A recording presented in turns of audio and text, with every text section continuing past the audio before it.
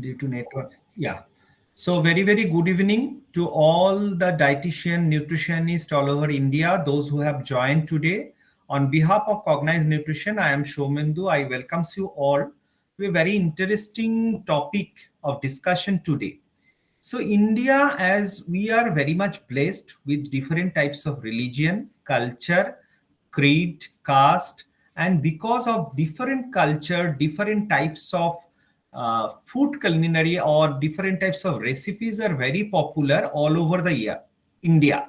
So it is not that North Indian, South Indian, there are one recipes. In South India also there are many tribes, many culture, many paths. People in South India thinks that only dosa and idli is the diet they are having. No, there are hundreds of new recipes and that are very much important in for our health also. In West India, it is not that they are only eating dhokla, and in the East India, we are not eating only rice and fish, or in the North India, they are not eating only chapatis and mutton or biryanis and this and that. So we are enriched with so many food cultures in India that we are really blessed. So we have different dresses, we have different functions, we have different cultures, and mainly this food is very much related to our religious culture also. Religious, because when you are participating any kind of programs, like if you are coming to Durga Puja in East, so you will get to eat some authentic food. If you are going to Pongal, you are get to eat some authentic food of that particular area. So that is very important for all of us to know the culture.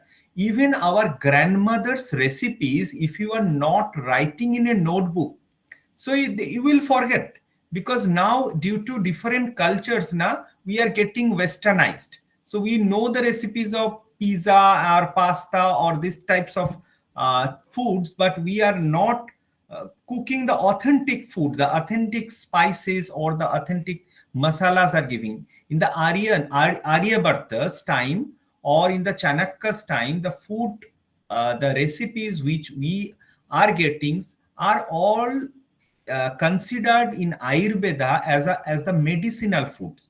Because if you consider, our food is prepared with different types of herbs and spices, and these herbs and spices are very much important.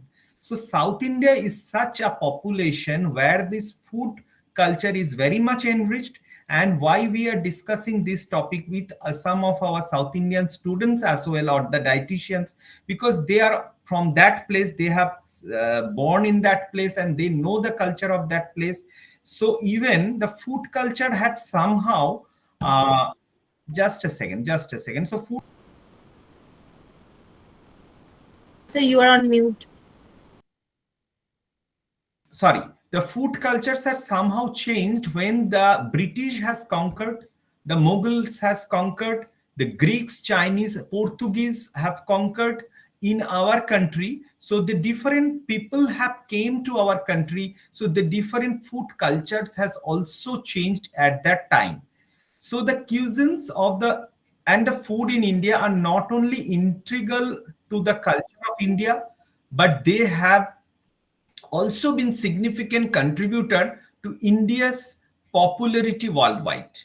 While the cooking style vary from region to region, Indian food has universal appeal for its extensive use of spices and herbs, which I am telling few minutes back, because of its extensive use of spices and herbs.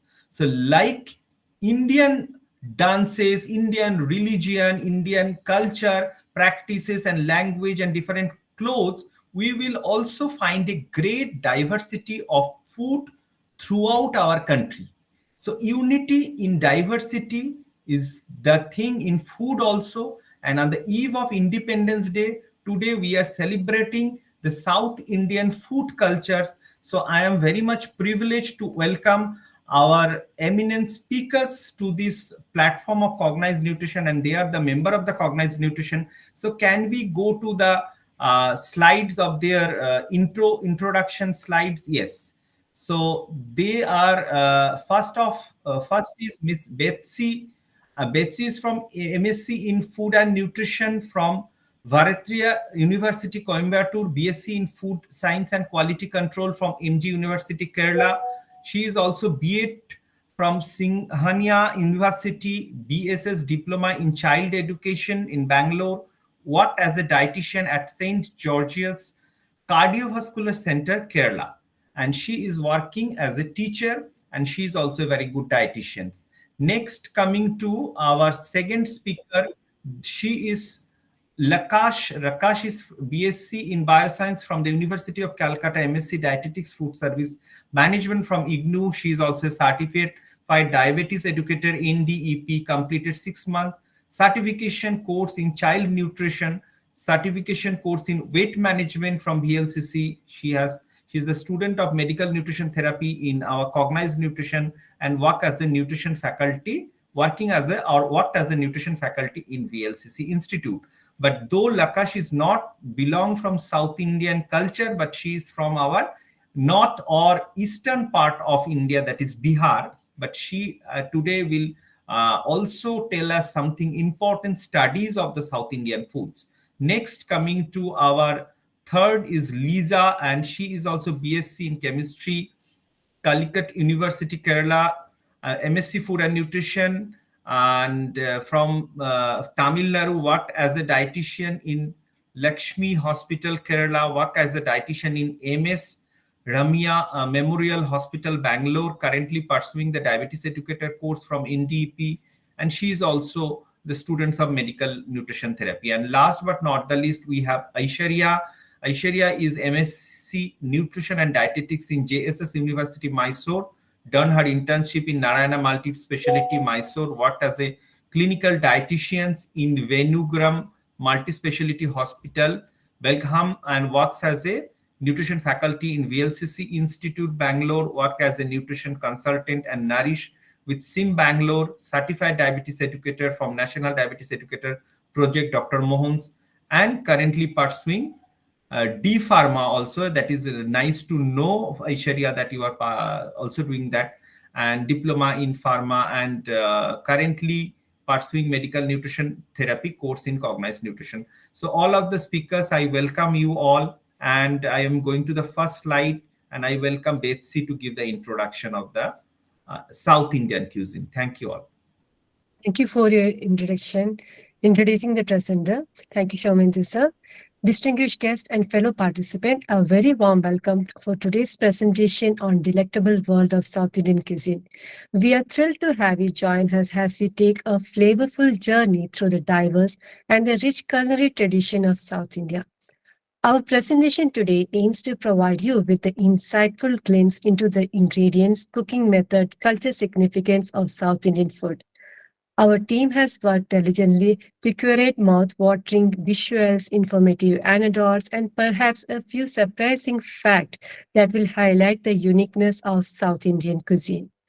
You will learn about the staple dishes like dosa, idli, vada, sambar, as well as the art of making a perfect pure recipes. As we dwell into the presentation, we encourage you to embrace the flavor tradition of the South India with an open mind and a curious palate. Be ready to uncover the story behind each dish and the joy of coming together over a meal to celebrate the heritage and the unity. Before we commence the exciting journey, I'd like to express our heartfelt gratitude to all those who have contributed to this presentation. Our dedicated and supportive mentor, dear Shaumendu sir, Ananya ma'am, and all other faculties of Cognized Nutrition. And of course, all of you, our esteemed audience, for your presence here today. So without further ado, let's embark the voyage of spice, flavor, culinary delight of South Indian food as we explore the South Indian food. Thank you and enjoy the presentation.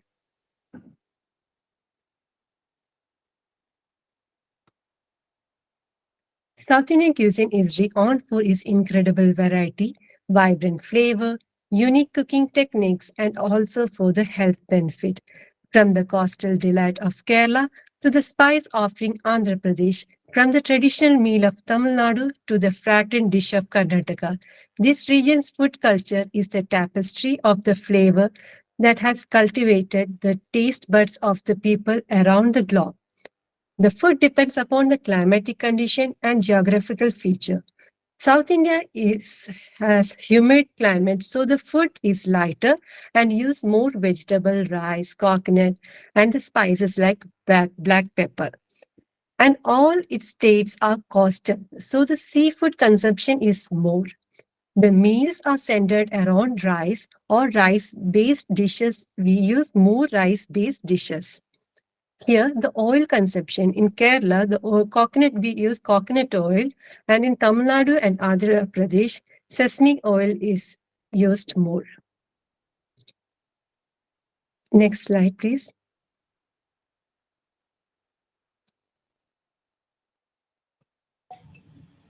Next slide. Yes, no issues. You can continue the discussion. Okay. Yeah, that this is over. Now coming to next, Huh. Andhra Pradesh. Fatma, you guys just change it. Yeah. Yes, thank you. Thank you, Fatma. Yeah, Andhra Pradesh. Andhra Pradesh is located in the southeastern part of the country, and it is known for its rich flavors, spice dishes, and diverse range of the ingredients. While Andhra cuisine is delicious and popular, it offers several health benefits due to its use of various ingredients that are rich in nutrient and antioxidant. It is important to note that Andhra cuisines offer potential health benefit and overall healthiness of the diet depends upon the factors such as portion size and balance and individual dietary needs. And coming to Karnataka, next slide. Karnataka, it's known for the balanced flavor and emphasizes on the local produce and the way it combines various ingredients to create the uniqueness of the dishes. Udupi is a town in Karnataka that has contributed immense vegetarian cuisine, including the dish like Udupi Sampar, Udupi Rasam. And Karnataka offer a wide range of sweet dishes like Mysore pak. And in Karnataka, hobbitu. Hobbitu is a sweet stuffed bread that the usage is more. And coming to the coastal region of Karnataka, like Mangalore, offer a variety of seafood such as Mangalorean fish curry, neer dosha, etc. Coming to next state, that is Tamil Nadu. Tamil Nadu, the frequent use a wide range of nutrient-rich ingredients such as rice, lentils, vegetable, legumes, and various spices. These ingredients provide essential vitamins, mineral, dietary fiber. The traditional Tamil Nadu dishes are often prepared using minimal amount of unhealthy saturated fats. Cooking techniques such as steaming, boiling, and use of minimum oil help to maintain the heart health by reducing the intake of unhealthy fat. The wide range of dishes within Tamil Nadu cuisine offer the opportunity for a balanced diet. You can find a variety of options from rice-based dishes to the vegetable-rich curries and protein-packed lentils preparation. Coming to Kerala. Yes. Yes. Kerala offers a multitude of both vegetarian and non-vegetarian dishes prepared using fish, poultry, red meat, and has a typical complement. Kerala is renowned for its rich culinary heritage. The fish curries are the fundamental part of the state. Kerala is known as the state of spice. Now, the next part will be explained by our co-member Aishwarya about the list of South Indian food and their health benefit. Aishwarya?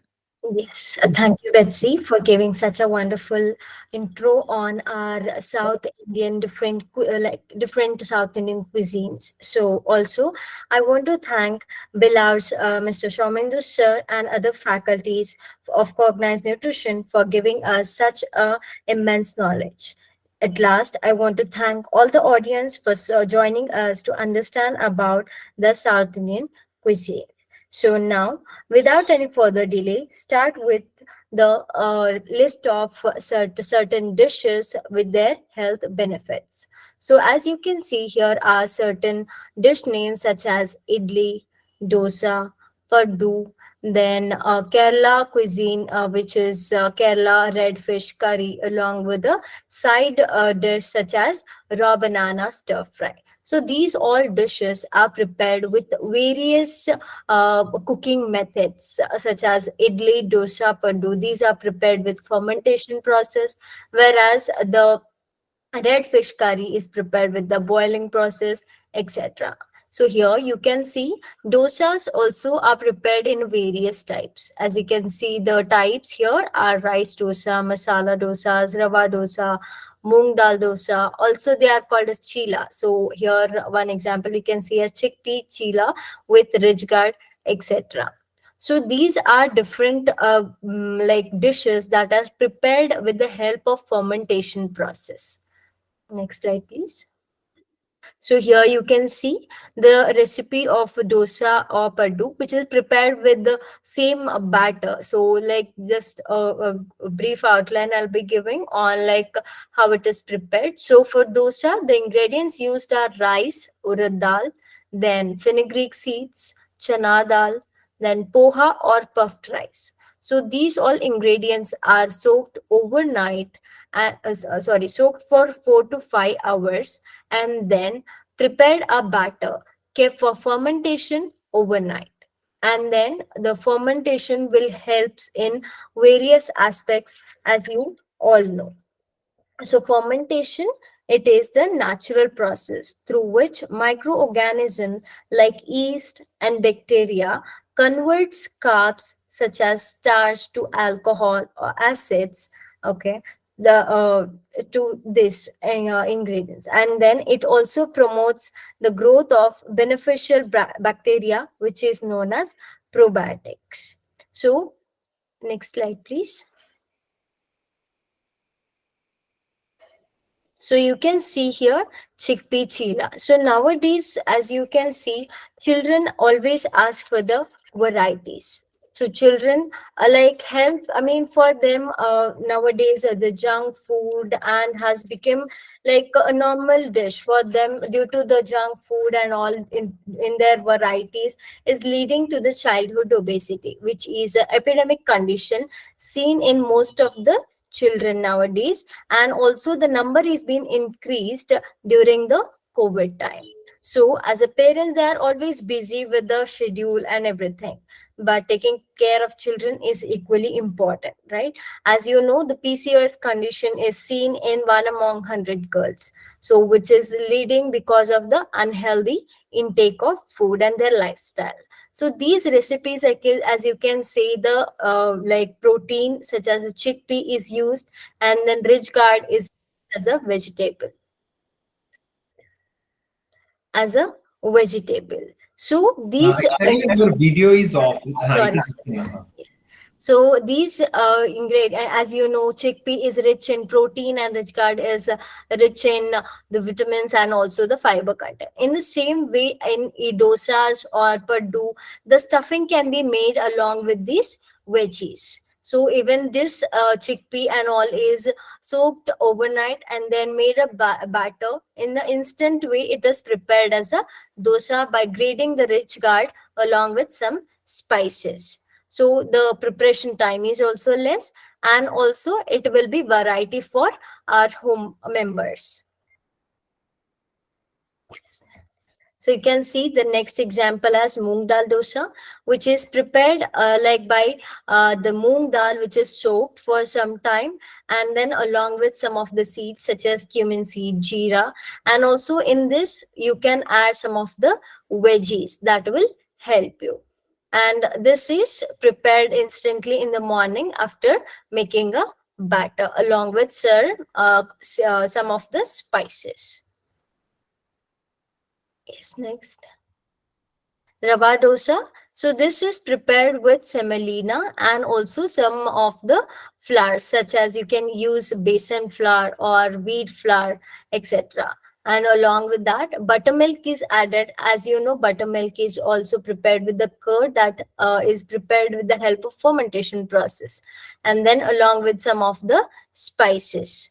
Then this preparation is made and then like dosas are prepared as per along with the oil as per required. Next. So idli is one of the best food that we usually say, like whenever we go to restaurants and we want to eat something very light and nice thing is idli, which is mostly preferred in our places. This This is prepared with the rice, or else rava is also used along with the urad dal. Urad dal can be soaked for 3 to 4 hours and then made a batter along with the rice or rava and then kept for fermentation for at least 8 to 10 hours.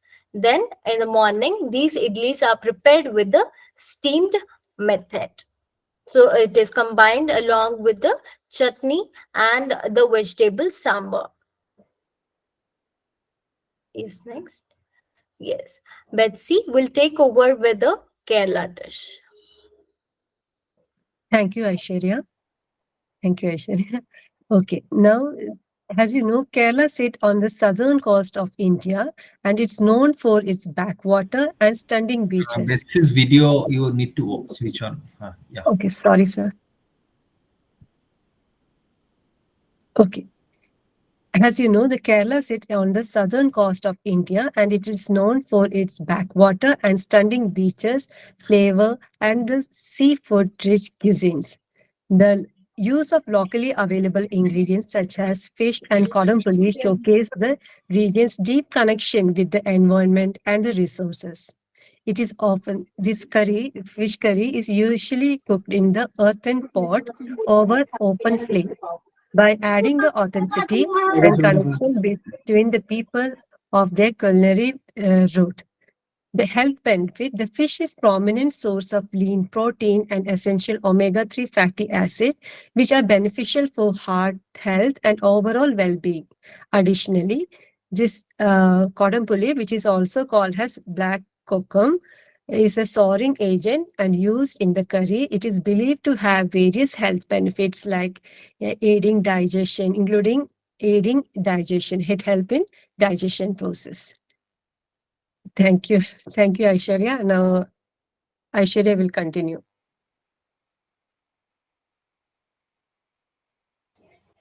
Yes, Fatma, can you uh, probiotics topic? Next slide. Next. Next. Yes. So as you can see here, there are various functional ingredients used in South Indian traditional foods, such as cereals, legumes, vegetables, fruits. So example, as Betsy have already given you about the like obatu and holige, which is also called. So these are prepared traditionally during the festival time. So obatu is prepared with the jaggery, and then the stuffing is made in the wheat bread. So with this will help us with the iron content, and also it is a traditional dish that is usually prepared. And then next you can see the whole grains and then vegetables and fruits, which are generally rich in polyphenols. Then the spices in curries used, and also in the soups, pickles, and chutneys. Then oil seeds such as sesame seed, mustard seeds, and then jeera as well. So in every food that is prepared, mostly these all seeds are used in preparation. And then fermentation, we will be discussing more about this topic as well, and also about the probiotics. Next is amla, kokum, tamarind, which are food acidulants. Next slide, please. So as you can see, the spices, all of us know about the various health aspects about our spices, such as antimicrobial, anti-diabetic, and then anti-lethogenic, which is help in prevention of calculi, then anti-inflammatory, and then antioxidant, anti-mutagenic, and last but not the least, the cholesterol lowering. So these all spices which we use regularly in our daily foods help in various aspects such as turmeric. Then there is a black pepper that will help for cold, cough, etc. So these all spices are used in everyday dishes. Yes. So now about the probiotics. So probiotics are being a good bacteria and a yeast in our digestive tracts. So which helps in digesting the food and also kill dangerous microbes that could lead to illnesses and also generate certain vitamin deficiency. So these especially for IBS can help in reducing the pain and also reduce certain the severity of the symptoms. So this also probiotics helps in absorption of our nutrients in our body. And then it will help in improving the lactose intolerance. So with the more healthy bacteria in our gut, our body may produce more lactase or at least aid in digestion of the lactose. Adding probiotics in your daily diet can change the balance of bacteria in your gut and also decrease symptoms of lactose intolerance. These probiotics will help in immunity and inflammation. And then these probiotics will help in generally like we take antibiotics for the diseases, then infections, etc. So in our body, bacteria can become immune to antibiotics because of a overuse. So by adding probiotics in your diet, that will help in rebuilding diverse gut bacteria that is often killed following a course of antibiotics.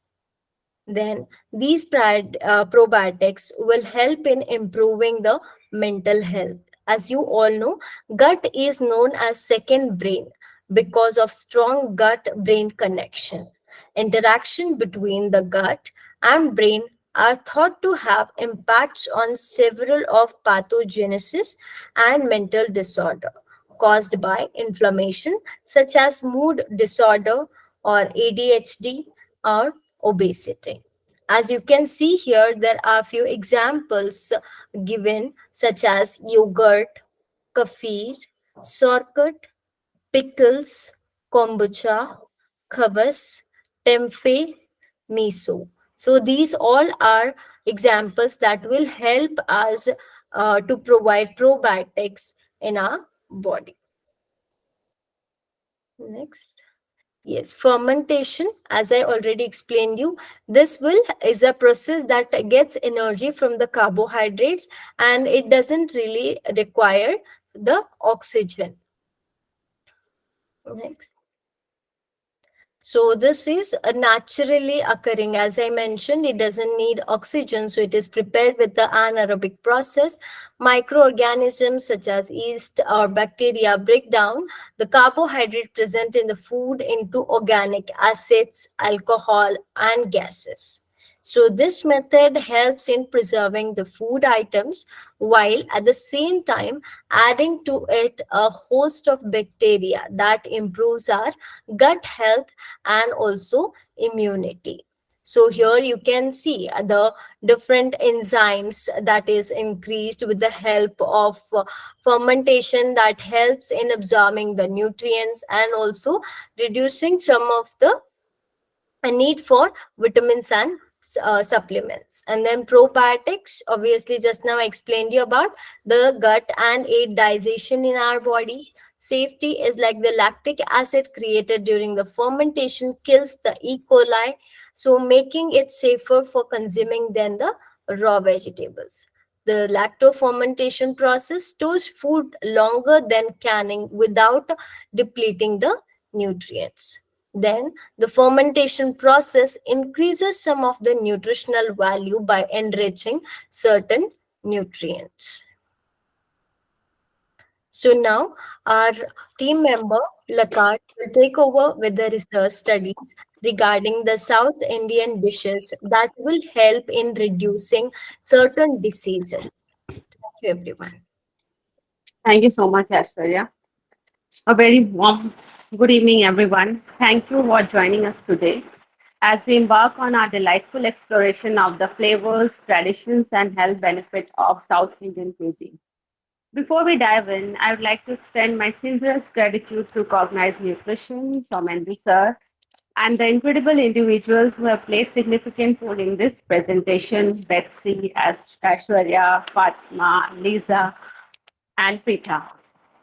Firstly, I want to express my heartful thanks to Betsy for delivering a wonderful introduction to the world of South Indian cuisine, providing us with a captivating glimpse into the cultural significance and culinary marvels of this cuisine. Additionally, I'd like to extend my thanks to Aishwarya for her invaluable contribution to our understanding of fermentation, probiotics, and the fusion of traditional recipes with modern health benefits, highlighting the health aspects of South Indian cuisine as well as delicious recipes recommendations. So, without further delay, let's start the delicious and enlightening journey into the world of South Indian cuisine.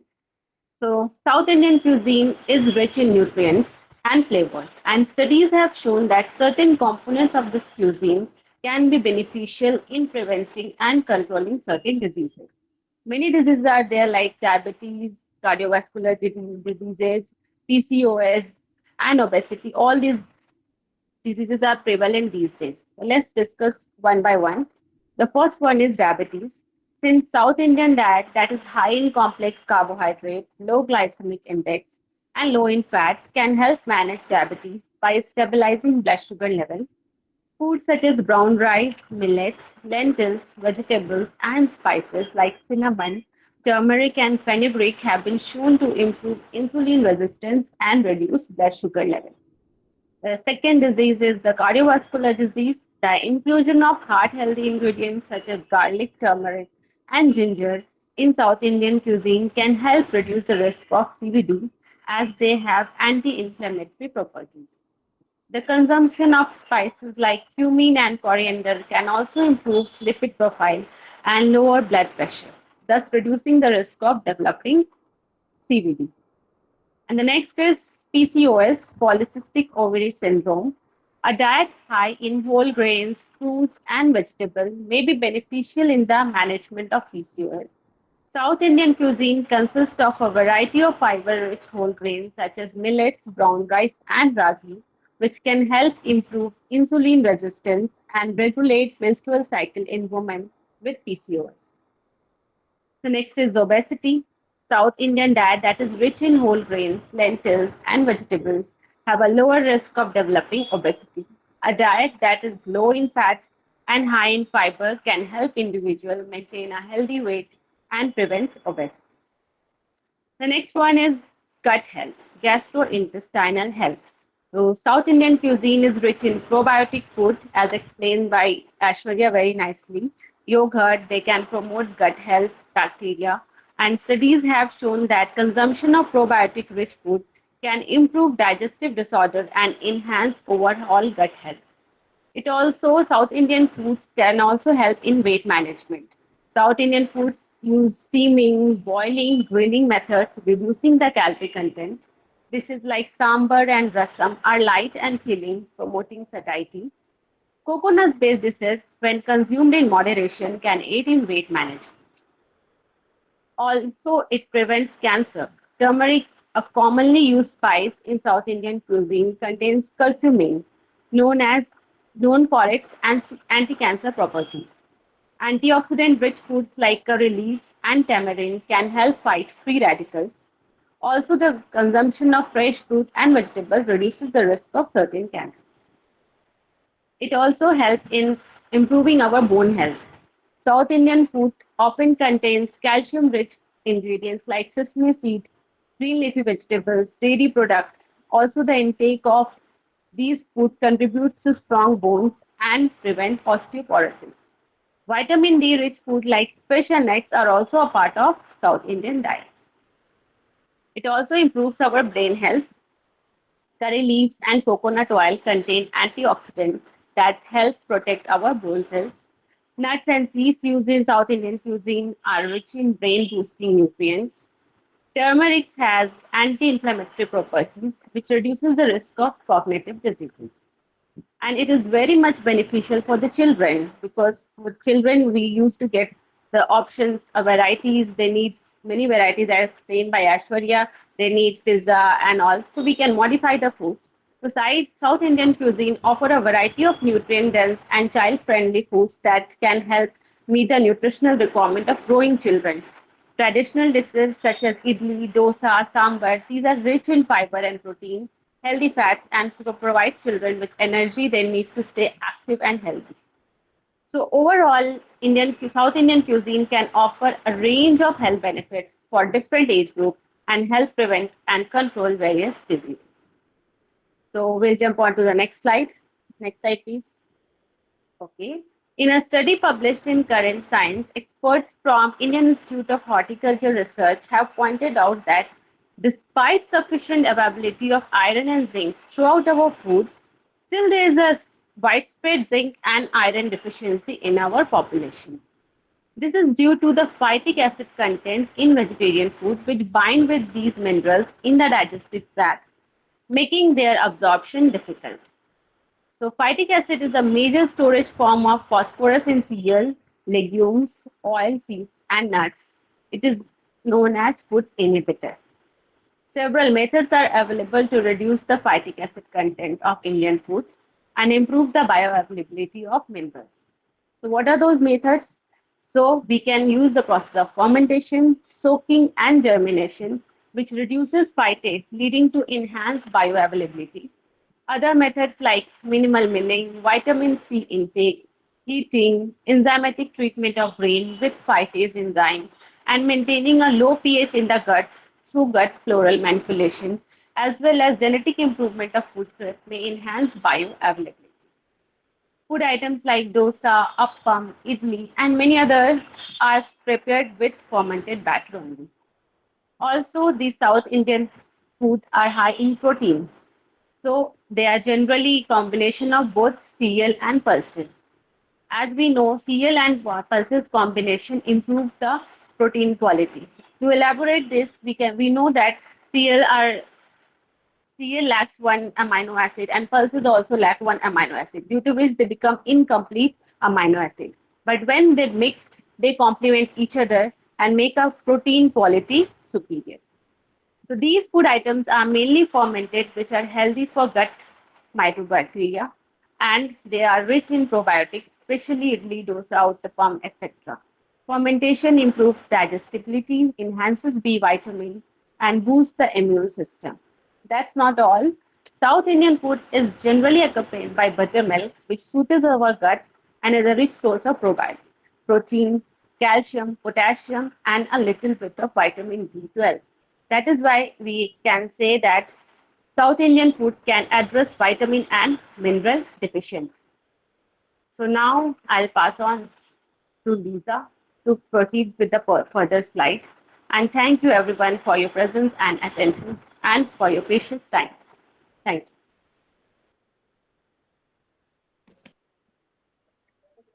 Thank you, Lakas, and good evening, everyone.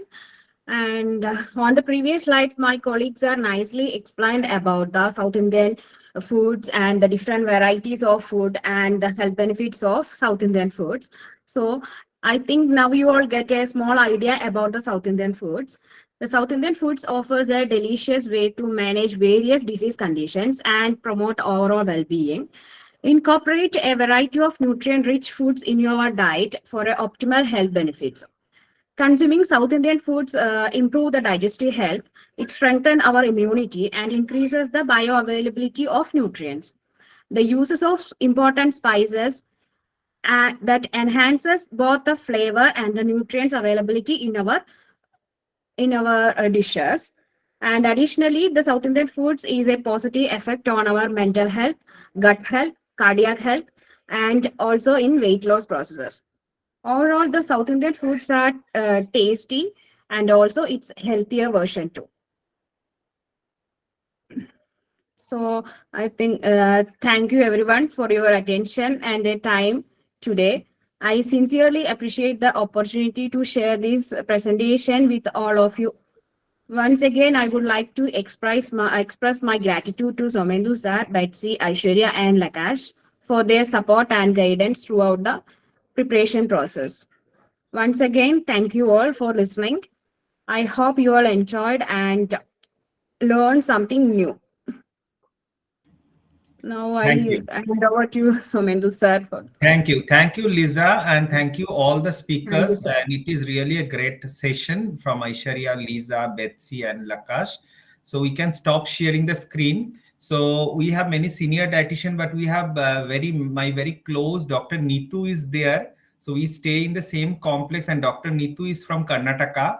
So Dr. Neetu, if you can say how you like this, and Dr. Neetu used to send me different recipes of authentic recipes of South India which are not available in Kolkata street foods. So Kolkata, the dosa or idli, which is actually we are getting, we are also fond of these dosa, idli, and the few South Indian foods.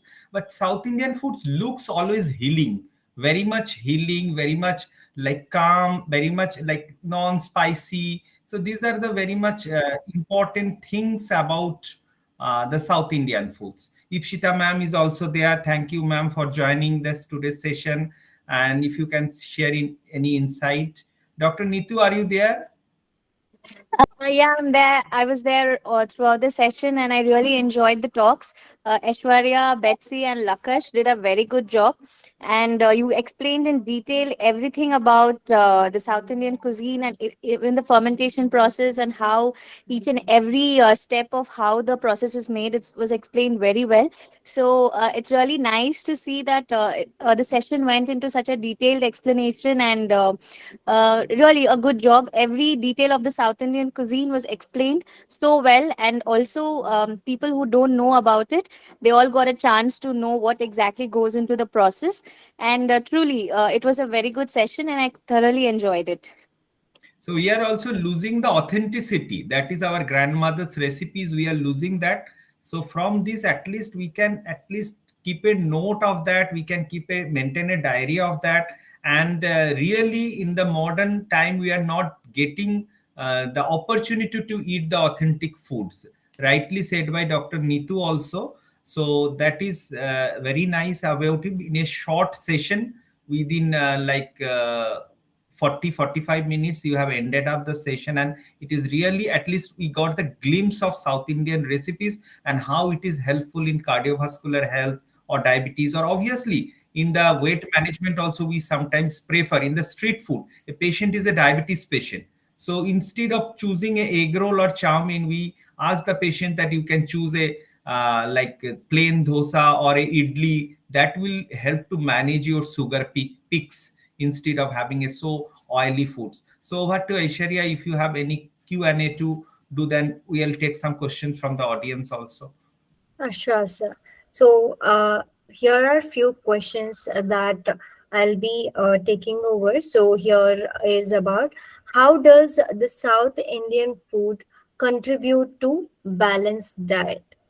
So this South Indian meals often consist like a balanced combination of carbs, which is form of rice, lentils, protein from lentils and legumes. So healthy fats from sources like coconut, sesame oil, and variety of vegetables, offering a well-rounded nutritional profile. So usually I can say my personal experience, like in our villages, and there is nothing like breakfast or something they will prepare. So it the day starts with the jowar roti, which is staple food in our daily lives. So jowar roti is combined with the healthy green leafy vegetable and then a salads. So this is how the day goes, and like mostly these meals are like chapatis. Then a rice is combined with the green leafy vegetable or a fibrous vegetable along with the dal. So always the meals should be in a combination of carbs, protein, healthy fats, then veggies, which is very, very important. And the next is, are the coconut based dishes healthy? So generally we hear like in the hospital, even I have experienced ki so coconut oil say cholesterol badta hai, and these all are like I mean myths that patients usually have. So this coconut oil, as you know, is like if we consume it in a moderation, and this coconut based dishes can be healthy. This offers healthy fats and also provides a distinct flavors to South Indian food. And it is important that we have to be always have the like portion control, and it has to be calorie counted. Okay, so coconut doesn't really spikes the cholesterol in our body. As we all know, plants doesn't produce cholesterol in the body. So it is produced from the animal foods. So everything that we have to take is should be in a moderation, and the portion has to be always controlled. So if anyone is having questions, As we find, thank you for giving these answers. As we also found in your sessions that you told about coconut oil and sesame oil. So these yes. are the two oil mostly used in the two parts of South India. Any other combination oil is used there, or only the people are cooking in only coconut oil? No, sir. So in like Tamil Nadu, Kerala, here mostly used coconut oil. Betsy will be best person to explain that. And in Karnataka and all, sunflower oil is used. Sunflower oil is used, Safflower oil is but used. the fish preparation, Betsy, as you are from Kerala, so the fish preparation also done by coconut oil. And the fish, do you Yes. prepare in you prepare deep fry or shallow fry? Yeah, Dr. Uh, Neetu is also there. Betsy, yeah. you will answer, then we'll take Yes. it from Neetu Yeah. ma'am. Actually, we will do both, sir. Like we used to prepare it as a curry. Uh, even we used to fry it also. Because as it a coastal area, you get many sea fishes rather Yes, than sir. river water Yes. fishes. Yes. So We that is prefer using seafood, the sea fishes. only sea fishes. Sea fish. Yeah. Yes, Neetu ma'am, you can say what you are saying. I just wanted to say from a experience, personal experience. In Kerala, we use coconut oil. Coconut oil is more staple in Kerala, whereas in Andhra Pradesh we use groundnut oil. And Karnataka Groundnut. we use groundnut oil. And in Karnataka we are more used to sunflower oil. Nowadays rice bran oil is coming up, but it's most of the time it is groundnut oil and sunflower oil which is used in Tamil Nadu, Andhra Pradesh, and in Karnataka. And in and the way the fish is made, since I've just come to Bengal, I've seen that the fish is fried, but in our places we make the gravy base and then we just it's cooked in steam, so that way it's more That I want nutritious. to know And you, because I am not aware yeah, about the fact how you cook. Okay. yeah, it's not Mhm. deep fried unless you want to add in as a extra flavor and calories. Otherwise it's most of the time it's the raw fish is put into the curry base, so that makes it a more healthier option. In Okay. coastal areas I have seen people go more into Goan fish curry or Kerala fish curry. I think it's all steamed, it's not fried Mhm. beforehand. Yes, ma'am. It's steamed only. Steamed only, na? And Steamed. what Yes. is the preferred breakfast in Karnataka? Mane, Kerala, we know something, but In mane, Well, Karnataka, mostly like idli, dosas, and in North Karnataka, it is mostly like in most of the houses you will be seeing upma, poha. Then these मगर are dosa मैंने जितना देखा है ना, Aishwarya, Neetu ma'am जो prepare करते हैं, different way she use to prepare dosa. So normal dosa जैसा नहीं है, एक ही बैटर हो गया and that is a rice batter. That not like that, right, Dr. Neetu, I'm saying. Actually, in Karnataka, since I'm from Bangalore, we have different breakfasts. So one day we have idli, we have dosa, one day upma, we have pongal, we have poha, and sometimes we have akki roti, which is a very famous dish in Karnataka. In North Karnataka, we have jolad roti, bajra rotis, along with any vegetable curry is had as breakfast. And also we have lemon rice, chitrana, pulihora, which is tamarind rice, Very good. and we also have vangi bath, which is brinjal rice. Curd rice also, not curd rice is used for lunch, but we have chitrana and bisibele bath, and which is a mixture of rice with lentils and all kind of vegetables. And all this can be had as breakfast also. We have sandarshinis which serve these as breakfast for in Karnataka. Whereas in Kerala, we have puttu. Puttu is made up of rice flour, which is steamed. So that also makes it a very healthy option for breakfast. And we have the famous Kerala parota. So I think people have that also for breakfast. In Andhra, Karnataka, and Tamil Nadu, the breakfast is the same. I mean, we have varieties. Every day it's different. And in Mangalore, the steamed idlis, it is called as kadbu actually, the dish is. Yeah, So, which is yeah. had with the vegetable sambar. So, that is also one of the famous breakfast usually taken. True. Thank you. Thank you. And actually, Dr. Neetu is fond of cooking, so she knows very well about different recipes and different food items. And we are really blessed that we are Indians and we have diversified culture, food culture also as well. And we are getting different things, not like the Western populations that only we have very limited options. So we can, as a dietitian, it can be a take-home message that we can limit the use of burger, pizza, and spaghettis and these noodles and chow means, and we can introduce these kinds of breakfast to our kids also, so they will also like, because they should know the names of the dishes, they should get accustomed with the recipes, how it is being prepared, because nowadays why the kids are very much attached to the like they also attach to the look of the food, how it looks like. Yes, sir. So that's why it is very important that they should also learn from their household mothers or grandmothers that how it is being cooked and how it is being prepared. Then they will get interest into having that kinds of foods. And always we will encourage and family table to eating together as a family will obviously encourage them in eating. So we can reduce the chance of obesity, diabetes in the young generations also. So why we are really upset, or we can really said we are really worried about that, why India is becoming the diabetes population of the world, highest diabetes number or highest number of pre-diabetes in the world. So this is very that is, as a nutritionist we can spread the awareness with this kind of webinars, seminars, or in the common peoples also. The dietitian's job is not to formulate only calories and diet charts to the patients.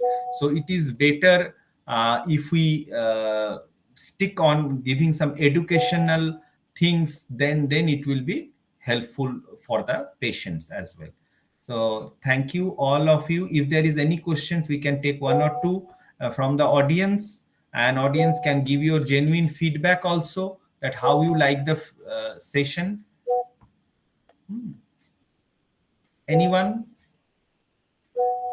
So we are done with this. Yeah, Krishna is student of Aishwarya, so student and teacher together after a long time. Sir, I Yes. just wanted to give a feedback that the session was genuinely very, very, very nice, and I'm very happy to see Aishwarya ma'am after a very long time. Thank you, Krishna. Thank you so And yeah, much. I would like to thank Aishwarya ma'am for introducing me with MNT. So thank you so much, ma'am, for that too. Always. Thank you, Krishna. Any feedback or anything? Otherwise, we will stop the session. We have another session after half an hour. So, no questions, Aishwarya and Lakash, Betsy, Lisa. It is a fantastic session.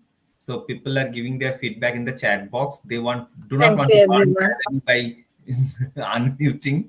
So that is the thing. So thank you all, and thank you all the audience. For those it is possible, can switch on the camera, and then we can end up the session. So I want to thank Neetu ma'am for her kind words. Yes. Thank you, Neetu ma'am. Thank Thank you you. so much for having me here. I was taken by surprise, but I really enjoyed the session. And I hope to see you all more often. And hope more people come up with and enlighten everyone about the South Indian culture, tradition, cooking, and everything about South India. Thank you so much Obviously. for having me. Thank you so much that you have Thank you joined. so much. Thank you all, and uh, everything is possible because of your initiative. We have taken this initiative long back, but together you have make it fruitful. So we can just conclude our session here. Thank you Yes. so much. Thank you,